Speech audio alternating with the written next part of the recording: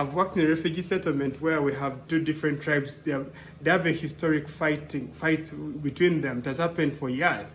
But we have kids being groomed to hate each other. But they don't even know why, but they just hate each other. So basically like Israel-Palestinian thing. Is it necessary? So there's kind of another thought that's popped into my head here. My mind's jumping all over the place here. I don't know if you were done with the Palestinian. It's okay. Yeah. So I've said in the past, and I said in the last video, that I'm a recent retiree. I used to work at a university, and I used to work with science, math, engineering, and technology education projects. We would ask questions on surveys. So when we're evaluating the effectiveness of programs and education programs and so forth, specifically related to these STEM areas, we would always ask these demographic questions. Gender identity, it eventually started out as gender and then gender identity. And so over time we kind of evolved in how the questions were asked. But there was also race, ethnicity. And a few years ago, maybe several years ago, the term Latinx started to appear. Because before it was Latino, Latina, it was Latina/O. But then eventually somebody said, well, we want to make this gender inclusive, to include non-binary characteristics, so it became Latinx. The only problem is the Latin community, when we actually gave the survey, were offended by that because they did not like the term Latinx, and they felt that it was a term that was being imposed on them by white people. And this is the kind of comments that we actually heard. And so there was even one project that finally came back and told us, please don't put Latinx on the survey anymore. It was one of those projects where they're trying to recruit underrepresented minorities, where they're specifically trying to recruit Latin Americans. The people that they were recruiting were offended by the term Latinx, again, because they felt that it was a term that was being imposed on them that they didn't want to be labeled as. We're in a free world, so someone can feel the way they feel, can think the way they think, but the problem is trying to impose your own ideals on someone, yeah? So if it's a free world, then I should be free to identify the way I identify. You can identify as you want to identify. We're not objecting to that. Yeah, so but then you don't have to impose it on me.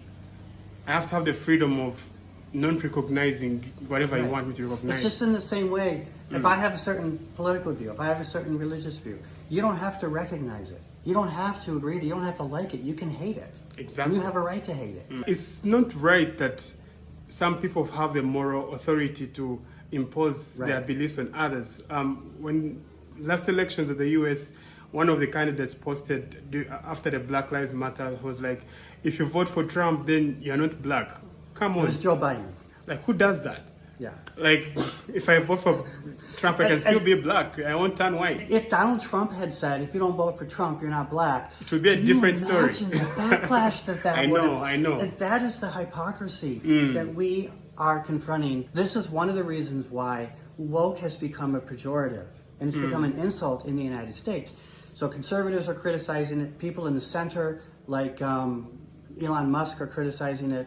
People also on the left, the liberals, like Bill Maher, are also coming out now and are criticizing wokeness. So basically, if you are a woke person, then you want to engage in dialogue. But then many of them, they avoid dialogue. They just throw emotions and tantrums, but they avoid dialogue. So you face the dialogue. If you feel like whatever you are subscribing to is helpful to society, then engage the dialogue. Whatever you're feeling, I may not agree to it, and I don't want to demonize you for that. Why would you demonize me for thinking otherwise? We're also woke. So we're speaking as people who want to be woke in the classic sense of what wokeness is, but we're concerned about the abuses of wokeness. We had a comment from one person who said that I don't see anything but light when I come across a woke person. Okay. In essence, we are the light because we are woke. So they were right in that. Right. They were right. So it kind of implies that they disagree with us on something, but they won't tell us what it is they disagree with us on. So how do we respond to this? You know, tell us specifically what it is in our video that you disagree with or that you object to or that you have concerns about. We had another comment, and this comment actually came from a friend of mine. We know each other very well. We've known each other for years. We're very good friends. But he says, my man, I wish I knew what happened to your thought processes. You have changed, and it's very bizarre. and I don't think he means like the bizarre to be insulting. As like I said, this is a friend.